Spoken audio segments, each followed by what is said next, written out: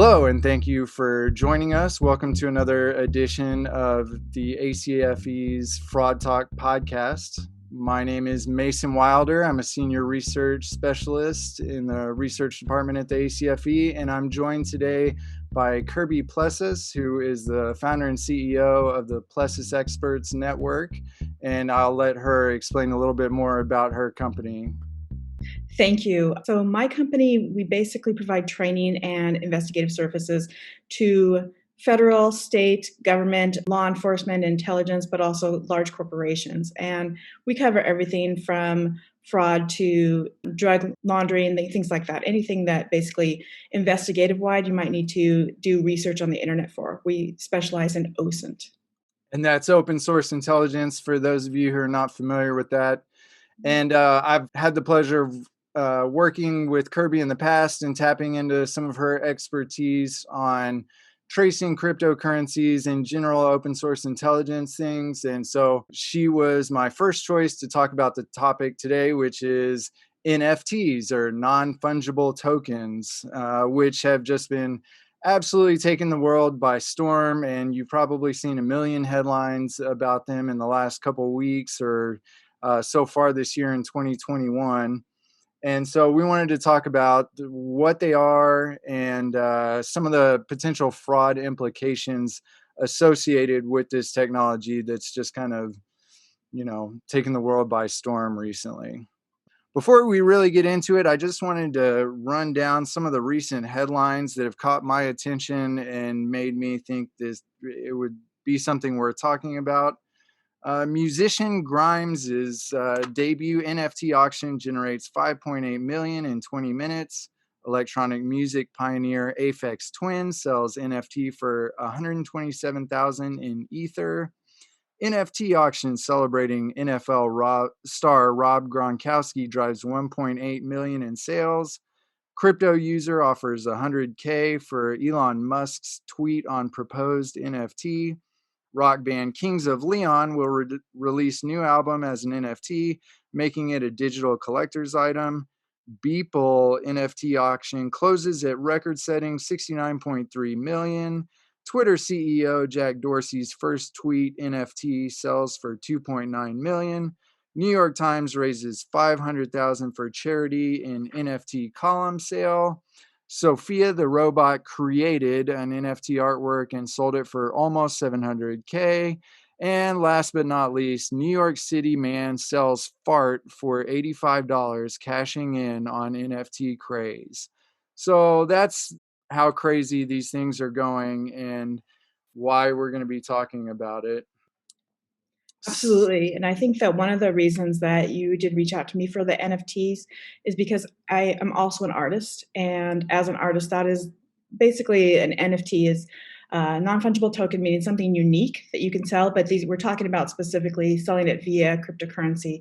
And that'll be generally artwork, maybe original music, or something that can be considered rare and individual, but yet also digital, or at least have a digital cross section. But this idea came from me remembering seeing Kirby tweet about going on Twitch to do some live streaming of some creating art. I don't remember if it was painting or I think it was paint. Was that it? Was it painting? Probably digital art. I've been using Procreate and Blender a lot lately.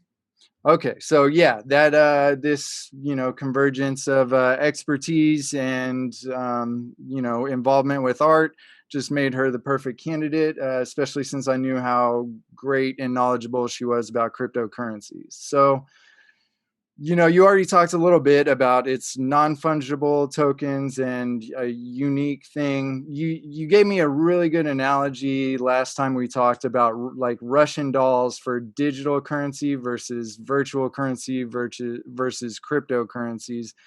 Do you got a nice like bumper sticker style analogy for what is an NFT? I don't think that I have quite thought through any kind of analogy just yet, but I definitely have been working with a lot of the artists locally that I know about dealing, how they can understand these NFTs, and a lot of them don't even come from a technology background. So we have been working through different ways to explain what an NFT is. besides just the definitions and what they are, Kirby, why would somebody buy an NFT? Okay, so an NFT, I think the main driver for purchasing NFTs at the moment is to flip them. It's the gold rush mentality at the moment. If NFTs are hot and you buy an NFT at a smaller rate, you can immediately flip. Most of these NFT platforms will let you immediately relist the NFT right at the moment that you purchase it. So flipping them is a big deal right now.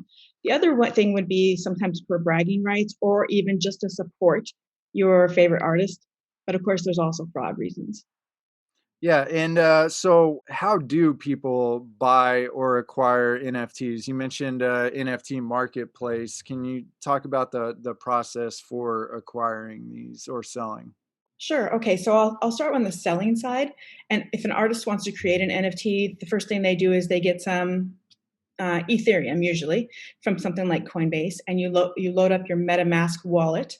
You connect to one of the marketplaces. There's a bunch of marketplaces out there, and with kind of a varying amount of whether or not they do any due diligence as to whether you really own what you're going to try and sell as an NFT.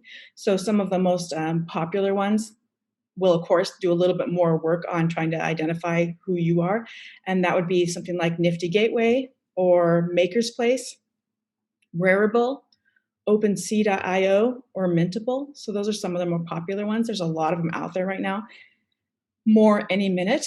But anyway, so you get your MetaMask wallet, you connect it to one of these, and then as an artist, you get your digital product, you're going to upload it, and you're going to pay what's called the gas fee. This is basically your transfer fee to bind it to your Ethereum. And those gas fees, they vary in price as well. So it may cost you $160 to list your piece of artwork into one of these marketplaces. Once you have it listed and bound, you can actually sell it across multiple marketplaces at once, even though it exists only at one piece. So if, for example, you listed it on Rarible and on OpenSea at the same time, if it's sold on OpenSea, then you no longer are able to list it on Rarible as yourself. However, the person who bought it on OpenSea can then flip it and sell it across multiple marketplaces as well. One thing that's built into this as well is when it does get flipped and resold, the original originating artist will get a percentage back. So that's another thing that makes artists really want to put stuff into digital NFTs. On the purchasing side, if you're just looking to purchase NFTs, you're going to also, again, get a Bitcoin, or not Bitcoin, Ethereum generally, account on MetaMask. So you're probably going to have to load it via Coinbase or something, but MetaMask is the go-to wallet right now. And you then connect that to one of these marketplaces, and then you can start to bid on the different NFTs.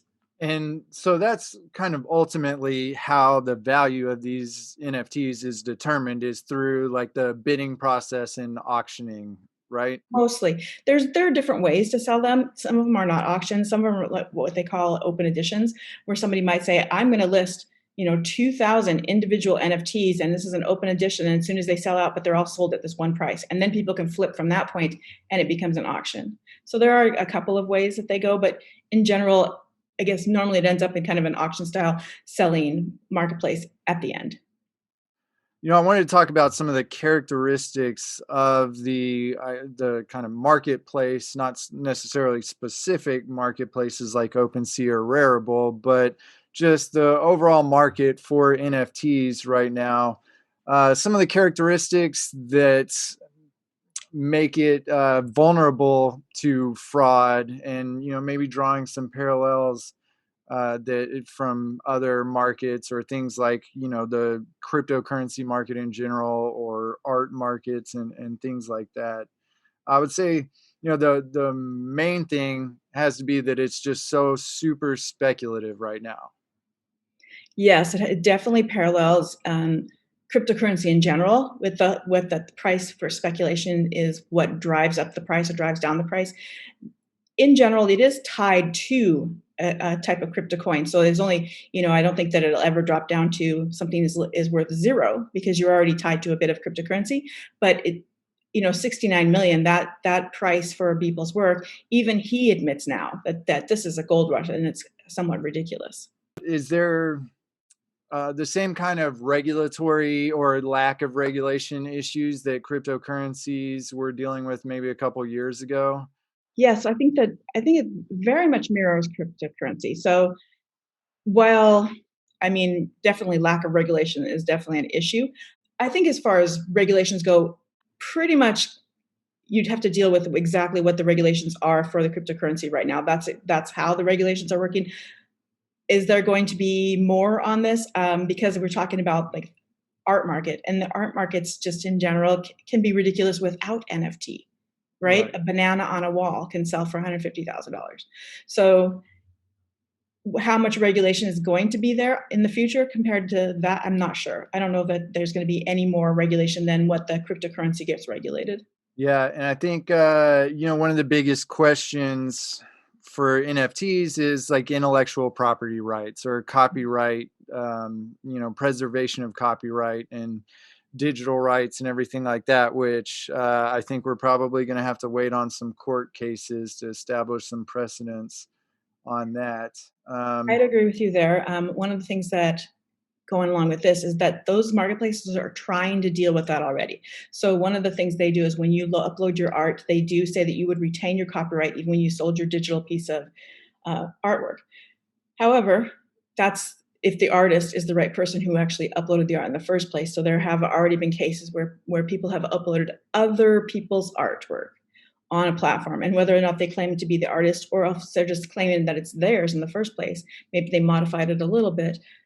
Who really owns the art? Generally, the copyright stays with the actual artist, whether they upload it as an NFT or not. And so now, how do you find out if your art was uploaded as an NFT and sold via one of these marketplaces? No, the criminal is not going to alert you. So, I mean, there's a lot of issues with that as well. Right. And as far as I can tell, it's not even necessarily clear whether it would be illegal to create a digital image of somebody else's artwork and sell it as an NFT without any intellectual property rights or copyrights, as part of the smart contract. Like if I took a photo of the Mona Lisa in the Louvre and uploaded it as an NFT, like that wouldn't necessarily be illegal or infringing upon the copyrights or digital image rights of Leonardo da Vinci. Not like he's going to take me to court.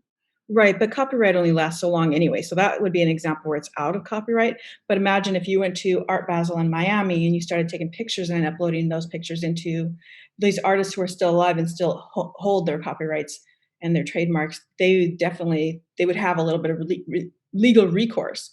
The question is, how do you get back that NFT? And I think that each of the platforms is struggling with that a little bit. So if somebody sells an NFT, the NFT, like I said, doesn't have to stay on the same platform. It can then move to different platforms.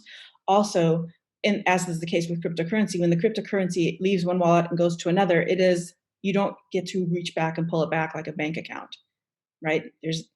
You have to follow it in the kind of the same way you do with cryptocurrency.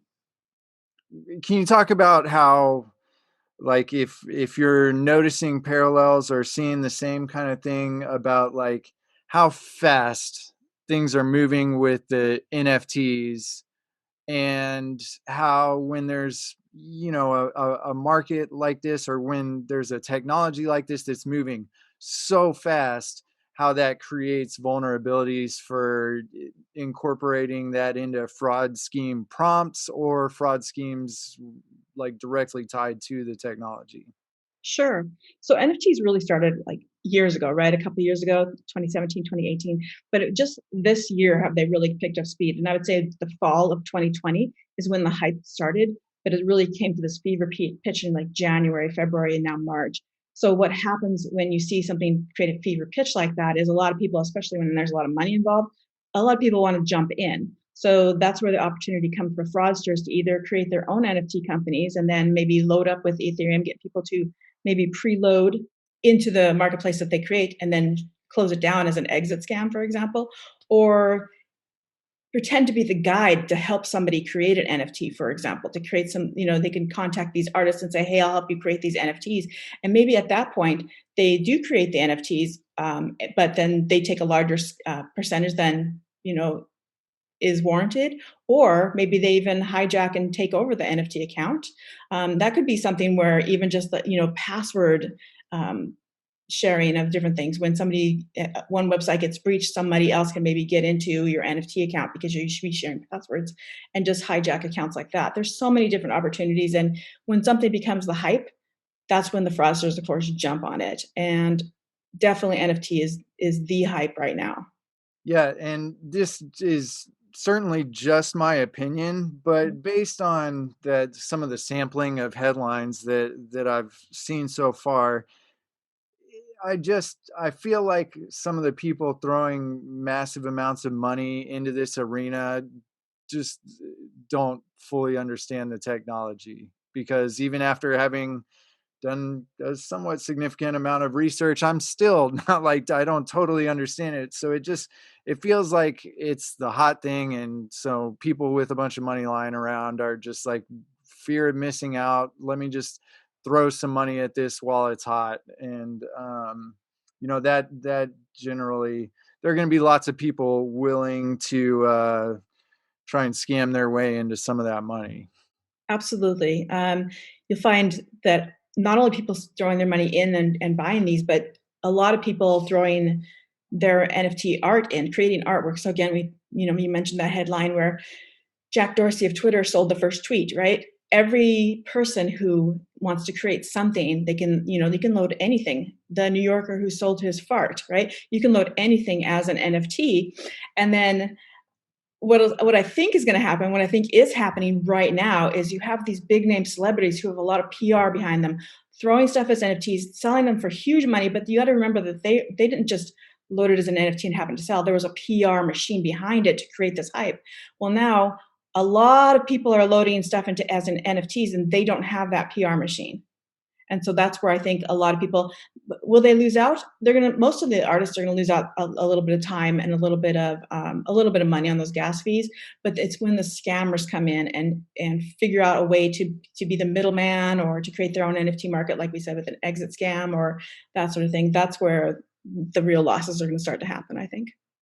Yeah, and I think there's probably going to be some investment scams similar to the varieties of ICO scams, or initial coin offering scams with cryptocurrencies, to where, like, get in on the ground floor of this, wonderful new service related to bundling NFTs and in like fractionalization of NFT ownership. Buy a share of our fund that invests in NFTs or whatever, that turn out to be either pump and dump or just exit scams. Um, but one thing that is one of the harder things for me to wrap my head around in this kind of conversation is talk about the, like, if you can, the tokenization of like a physical object.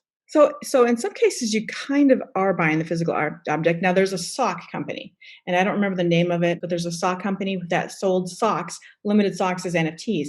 What would happen is you'd buy this NFT, and then you could flip the NFT if you want to, or you could trade it in for the socks. And the NFTs ended up going up above $4,000 per pair of socks.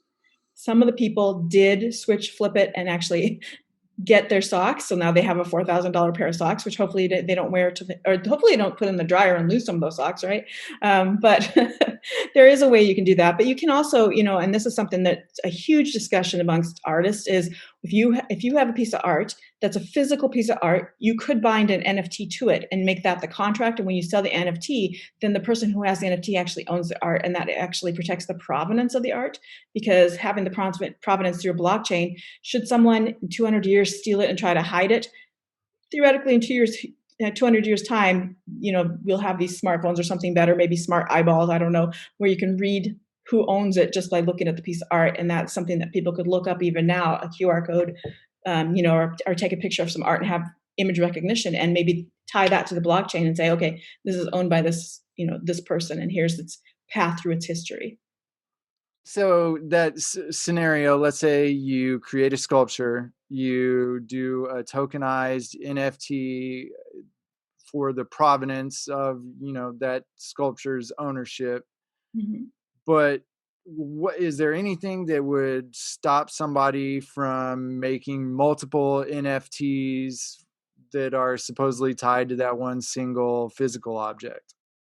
You can make multiple editions of things. I don't think that it would work to tie it to one single object. Maybe that would be the case where you had mentioned before, where somebody does fractionalization, kind of like the scam back in the day where people would buy a 1 foot by 1 foot piece of plot of land in Scotland, you know. But I don't know that it's possible. Then again, I don't know that it won't happen. Yeah, I think that's going to be something critical for people trying to get into NFTs is to resist the urge to just like jump in and buy something quick, just to be part of the game, so to speak.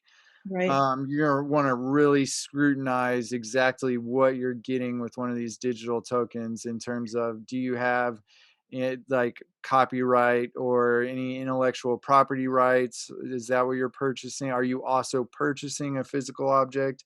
Is it, is the creator specifying that this is a limited edition, one of a kind thing, or does it not say anything about it? Because I envision people not paying attention to that, buying an NFT, thinking they've got the only version of this one NFT, and paying a lot of money for it, and then that creator really is selling a bunch more duplicate NFTs, and that initial purchaser's value just tanking. right. And I have two other possible fraud cases for you with when we talk about these NFTs. So, of course, one of them would be, of course, the money laundering example. So, imagine, a semi-famous artist. He gets a chance where he sees these big headlines. If his name ends up in those big headlines, the rest of his art goes up in price as well. So maybe somebody approaches him and says, "We can make that happen for you. You list this as an NFT. We're going to give you that headline, but we want a cutback of that money," because they are actually going to have their buyer put the money in, and then they basically are going to launder their money through that NFT. Right? That's a possibility. And then the artist, of course, he just wants his name to be big. So he's basically a money mule in a way. Another example would be one of the problems with NFTs, and that's really coming to the forefront, is the energy usage of NFTs. Just like any cryptocurrency, the energy use is high. An average person, just average artist listing an NFT, that NFT when it sells is going to be take about the energy of one person a house for a month, right? You mentioned before Grimes she sold 303 versions of an NFT, and the energy for that NFT transfer was about 32 years worth of one person's life energy usage, right? So there are places where you can buy these offsets. So that's another option where people can be selling fake offsets where it's not going to energy, um, programs to help bring down the energy of cryptocurrency creation or transactions, but instead going into somebody's just pocket, and they're just saying, "Hey, I'm selling you your energy production offsets." Yeah, and that's something that a lot of artists by trade that just spend their time focusing on art and not necessarily learning contract law or dealing with the technological aspects of gas fees and what that really means. If someone comes along and says, look, if you're hesitant about the environmental impact of this technology, then you can buy these offset things, which are just don't exist, or Mhm. like that Exactly. And the they wouldn't person necessarily know how to do the supposedly due selling it. diligence to chase that down. Mhm. While we're on this, let's I came up with a few different possible scenarios for fraud and NFTs, and I just want to get your thoughts on whether or not it's possible or how likely it might be. So illicit traffickers of drugs or human traffickers or any other contraband disguise a payment for illicit goods or services by buying an NFT from a specific individual at an inflated price. Possible. And I think the limiting thing here is, would that purchase of that NFT hit the news in that the price was so high? So $100,000 NFTs are still hitting news in certain places. So they would want to keep it fairly low. That's a good point. I hadn't thought about that. But you could, Unless they are it's, working with the artist who wants to get in the news, right? yeah. You mentioned. Mhm.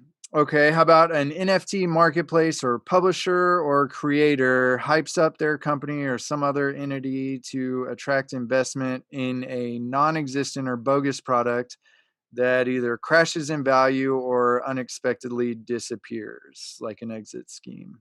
I think that is very likely. Okay, how about someone uses social engineering or other tactics to get access to someone's NFTs and takes possession of them, like SIM swapping? Yeah, and I would consider this, the same as getting access to somebody's crypto wallet. Yeah, I think that would absolutely be something that's probably happening already. Okay, somebody offers NFTs for sale, pretending to be a famous artist or celebrity to scam people out of the purchase price. Yes, I think that that will is already happening in some other ways for art. So yeah, of course it will. Okay, somebody produces counterfeit copies of known artists' NFTs and offers those for sale. Yes, I think that will. Mhm. Are there any other like kind of obvious scams you think might get adapted to an NFT context? I think we've already talked about most of the ones that I can think of right of the way, but criminals are some of the most inventive people out there. So we'll definitely see, new stuff. And again, like you said before, by the time this podcast comes out, there may be some brand new types of schemes already. Yeah, when we mentioned how fast this stuff is moving, by the time this actually gets edited and published, there will probably be several dozen more headlines, all of which could have the potential to change the context of this conversation. That's just how it goes with the fast moving technology. So we've probably already kind of gone longer than I should have, but to kind of wrap this up a little bit, let's continue looking forward and think, what's the deal with the NFTs? Like, is this just a fad? Is it a flash in the pan? Are people even going to be talking about NFTs in a year? So I don't think it's just a fad. I do not think it's going to go away. I think this is a new technology that's going to stay, if only for the provenance of art, right? So some people now, is it going to stay this big and this much money going through? No, I don't think that that's sustainable. And so I think that right now, as the fad's happening, you're going to get these huge numbers. But even now, I mean, we're still pretty early in, but I think that things are going to kind of stabilize soon, and then there may be some sort of a crash where only certain NFTs are selling and that sort of thing. But I think that as a whole, this technology is going to continue and build, and it is going to be something that's going to survive anything that happens right now. I tend to agree. I think that this will be a phenomenon that sticks around, but I think there are going to be a whole lot of people that lose a whole lot of money along the way. Yeah, I think there's going to be a lot of fraud along the way. Like, first of all, we had all the headlines of how amazing this is, how much money's going through. Then we'll go through those series of all the people getting defrauded out of things. That's the next series of headlines I think we're going to see. Is there anything else worth talking about or that I should have asked? I think the only thing extra that I would add for the case of fraud investigators is that when you start looking at devices now, if you get a chance to get a cease device or something like that, start looking for the crypto wallets. Of course, you're already looking for crypto wallets, but specifically the NFT ones like MetaMask. Thank you again, Kirby Plessas, for joining us on ACFE's Fraud Talk. I can't wait for the next time I get a chance to ask you some questions. Thanks for having me. I can't wait to see what happens with NFTs. You can find more episodes of Fraud Talk on iTunes, Spotify, or wherever else you get your podcasts. This is Mason Wilder signing off, and thanks again for joining us.